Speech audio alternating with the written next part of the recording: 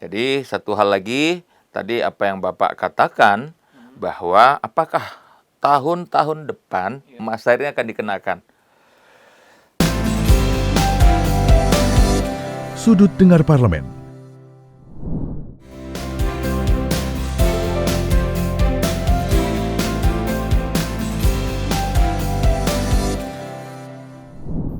Halo, apa kabar pendengar Radio Parlemen dan penonton TV Parlemen? Berjumpa lagi dalam program Sudut Dengar Parlemen, podcast yang selalu memotret persoalan dari sudut dengar yang sebenarnya. Saya Nana kembali bersama Bimo, kali ini akan mengajak Anda bicara seputar evaluasi Pasca Haji 2022. Penyelenggaraan haji di Indonesia telah berhasil diselenggarakan mulai dari kloter pertama yaitu pada tanggal 4 Juni 2022 hingga kloter terakhir yaitu pada tanggal 14 Agustus 2022. Berdasarkan data jamaah haji di Indonesia, per Juli tahun 2022 berjumlah 87.718 jamaah tiba di Makkah dan 19 orang diantaranya wafat. Menurut Direktur Jenderal Penyelenggaraan Haji dan Umroh atau Dirjen PHU, masih ada 6 jamaah Indonesia yang saat ini sedang sakit dan dirawat di Arab Saudi. Sebelumnya, ada 92 jamaah Indonesia yang sakit dan sudah dipulangkan ke tanah air. Kedepannya akan dilakukan mitigasi untuk meminimalisir jemaah agar tidak banyak yang sakit di Tanah Suci. Kepala Pusat Kesehatan Haji, Budi Silviana, belum bisa menyampaikan evaluasi penyelenggaraan ibadah haji tahun 2022. Dengan alasan masih ada jemaah haji gelombang 2 di Mekah maupun di Madinah.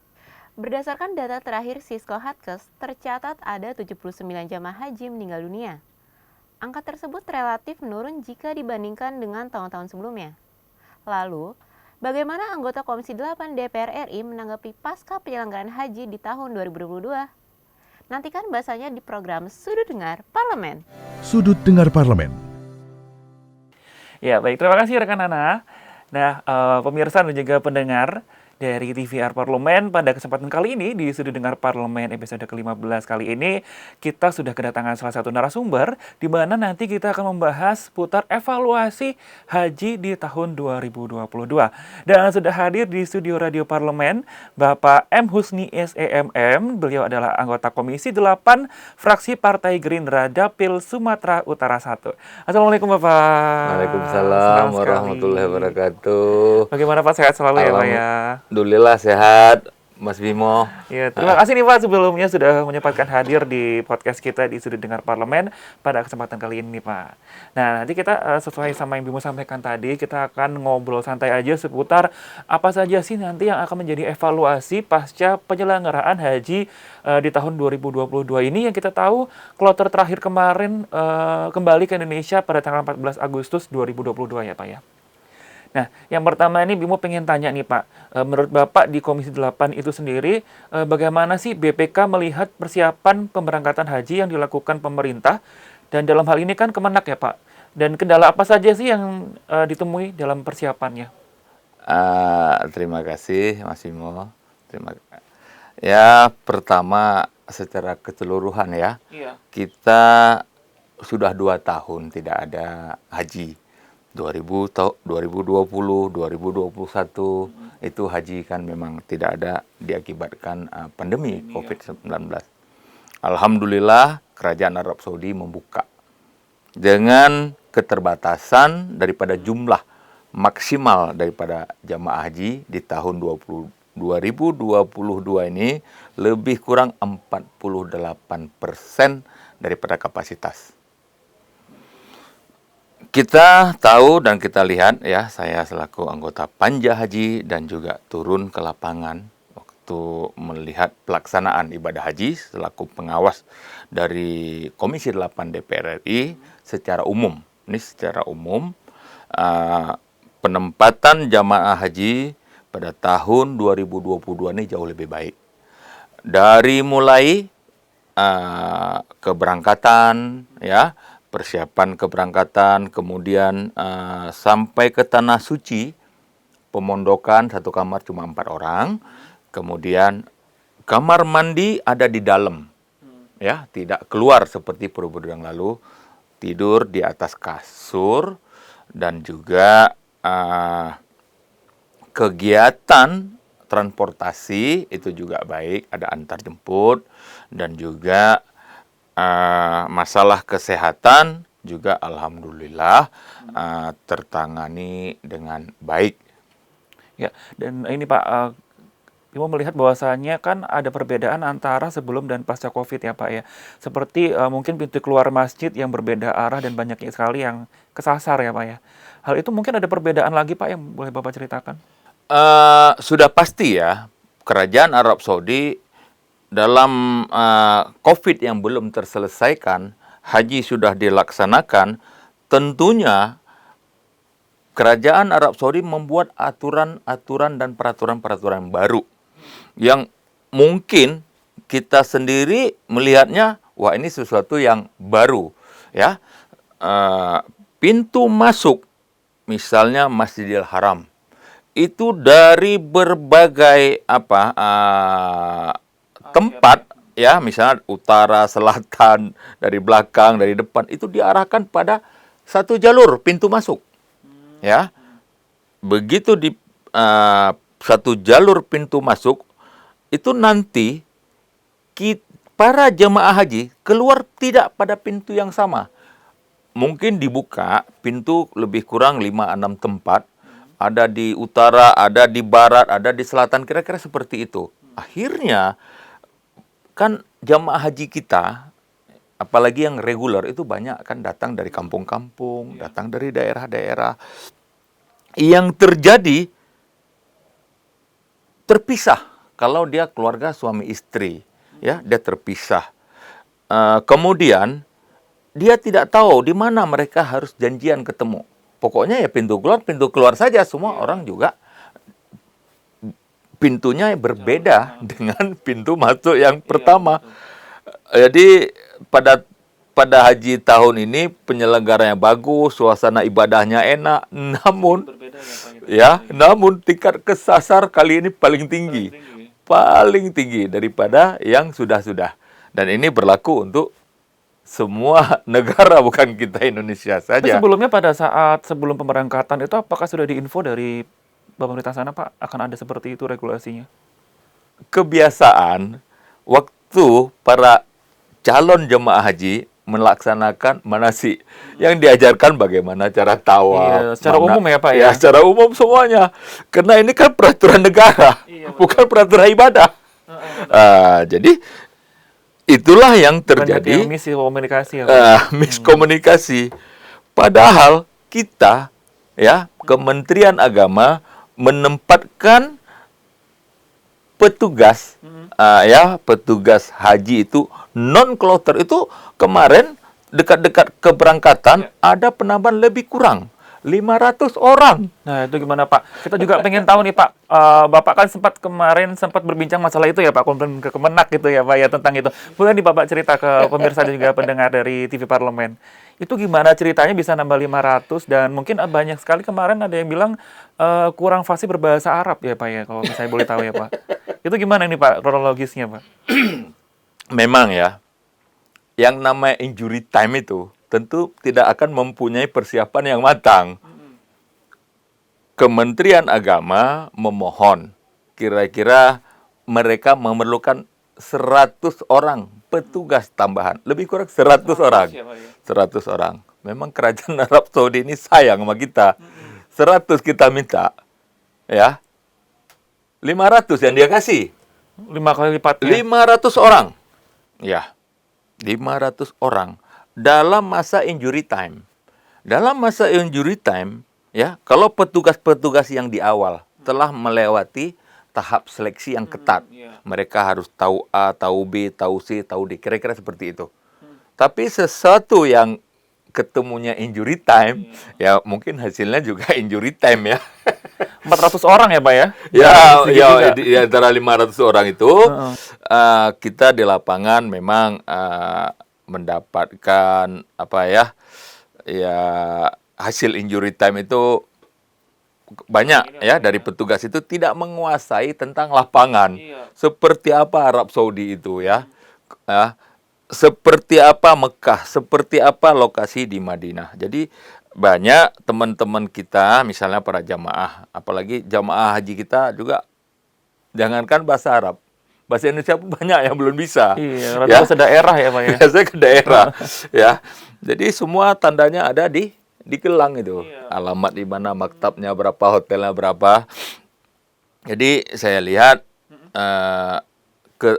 ada ketidaksiapan daripada petugas-petugas ini sendiri, umumnya petugas tambahan ya, bahwa kemampuan mereka berbahasa Arab itu sangat rendah, kemampuan mereka menguasai lapangan juga biasa-biasa saja, kemudian juga care untuk menolong orang-orang yang kesasar dan lain sebagainya, itu juga ya mungkin dia bingung sendiri. Jadi sama-sama bingung. Dan kita melihat bahwasanya semoga nantinya di ke depannya, tahun depan nih bisa menjadi koreksi bagi Kemenak ya Pak, hal itu. Mungkin ya, ke depan ini pertama menjadi satu koreksi. Yang kedua, apabila ada penambahan, tentunya mestinya ada pemain cadangan, Pak. Iya. Nah, jadi, kita yang target misalnya ini 1.000 orang. Ini sudah dipersiapkan dengan matang. Tapi waktu mereka mempersiapkan 1.000 ini kan tidak 1.000. Kan ini melalui tahap seleksi. Iya. Ya, kita bilanglah ini ada 2.000 orang. Ya, begitu ada penambahan, Bisa langsung di siap mana? ya Pak. Ya orang bilang pemain cadangan masih boleh lah. Iya. Ya.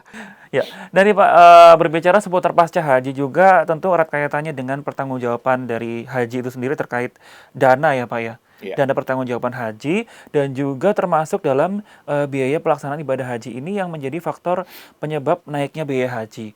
Bapak boleh komentar tentang hal itu Pak? Ya. Itu menarik sekali ya. Karena baru tahun ini, 1 minggu sebelum keberangkatan kloter pertama, ada penambahan kira-kira 4.500 rial untuk biaya masair, ya.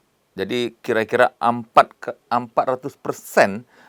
yang harus kita bayar dibandingkan pada periode-periode sebelumnya.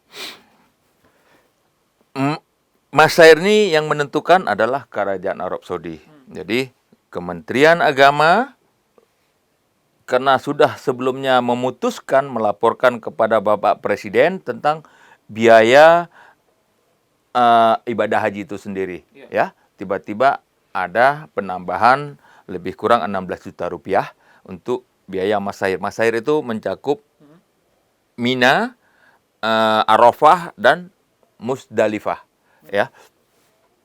Jadi akhirnya dana tersebut diambil dari dana manfaat yang ada di BPKH untuk menutupi Kurangan itu tadi ya Pak. kekurangan daripada jamaah. Itu tentunya hal-hal yang tidak pernah terjadi sebelumnya. Ya, namun kita Komisi 8 tidak membebankan kepada Jamaah ya. jamaah, ya. Dan itu diambil dari nilai manfaat. Apakah hal ini juga Pak akan di ibadah haji selanjutnya juga seperti itu Pak? Kita belum tahu, ya, Mas Bimo.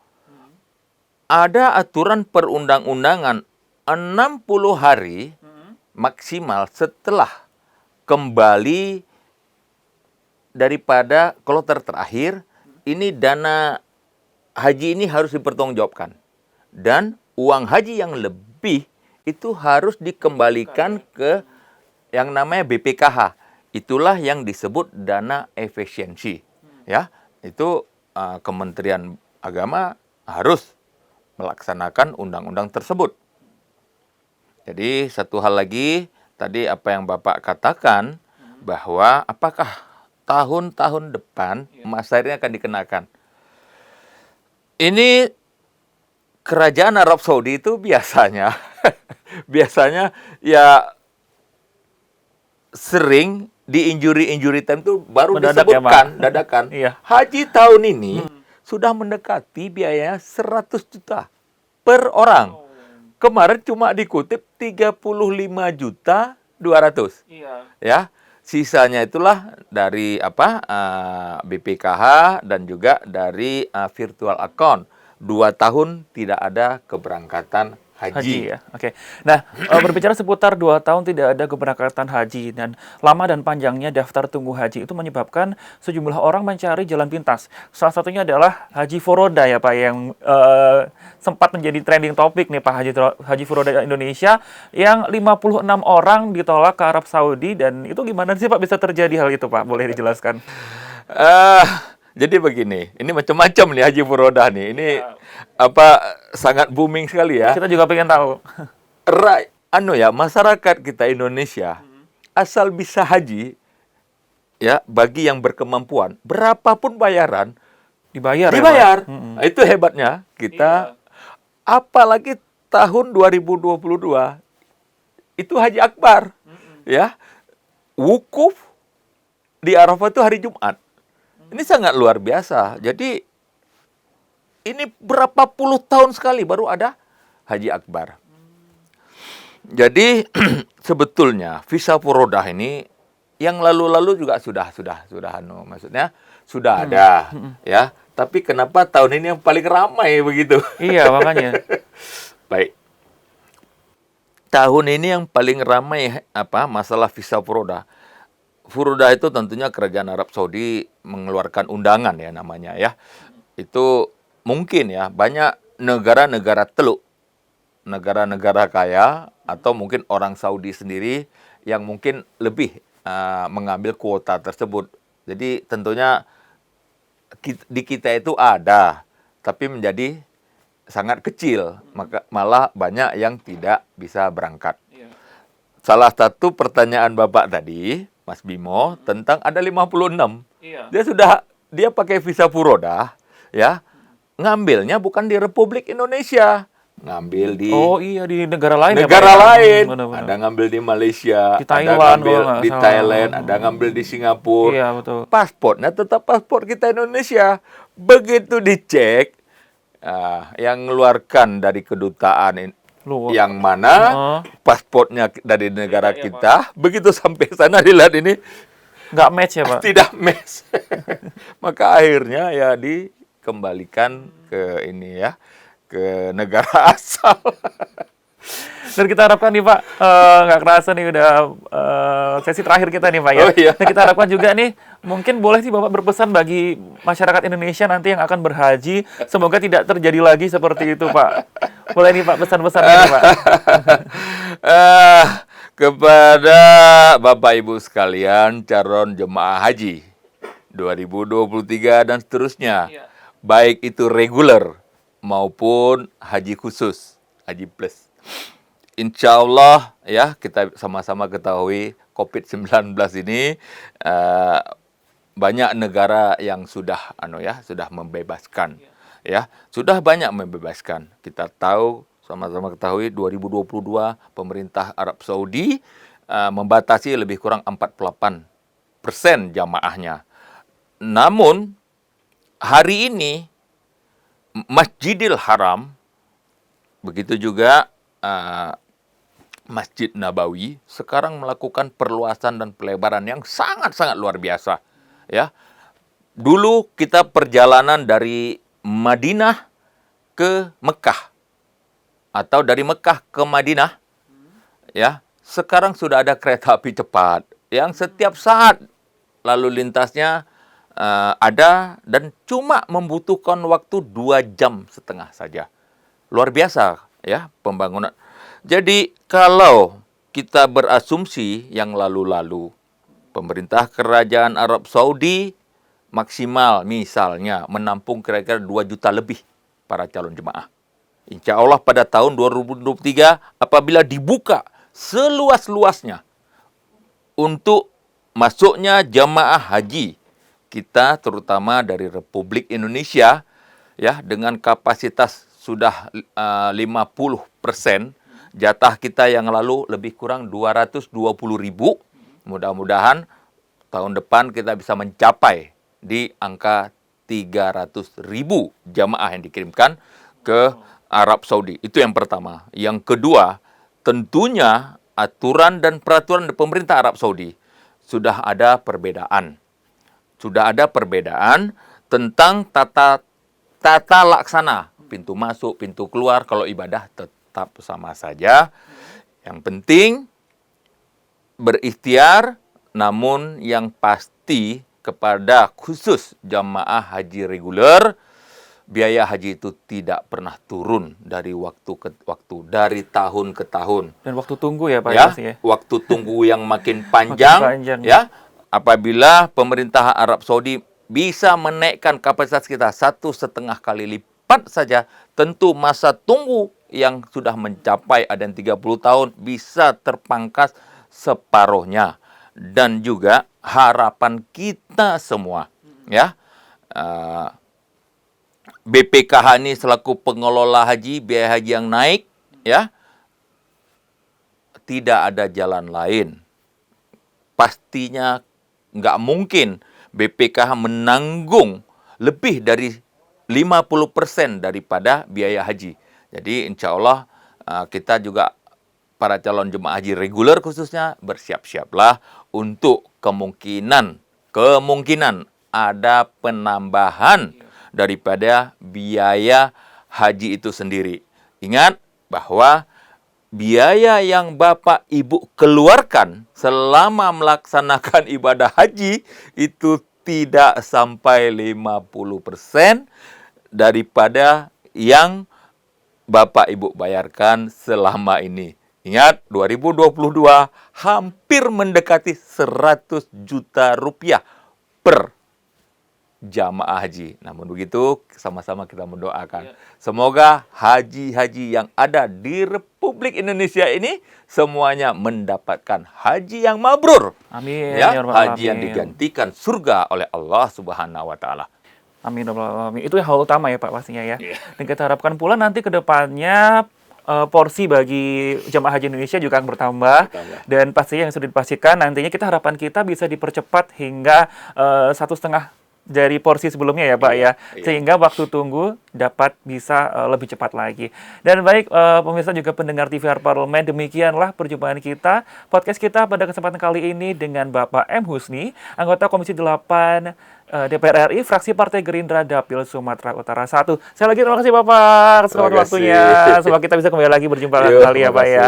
Assalamualaikum Bapak. Waalaikumsalam warahmatullahi wabarakatuh. Dan pemirsa pendengar juga TVR Parlemen, demikianlah perjumpaan kita. Kembali lagi ke rekan Nana. Silakan rekan Nana.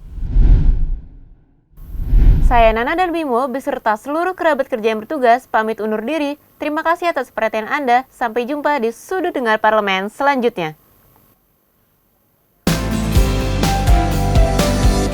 Sudut Dengar Parlemen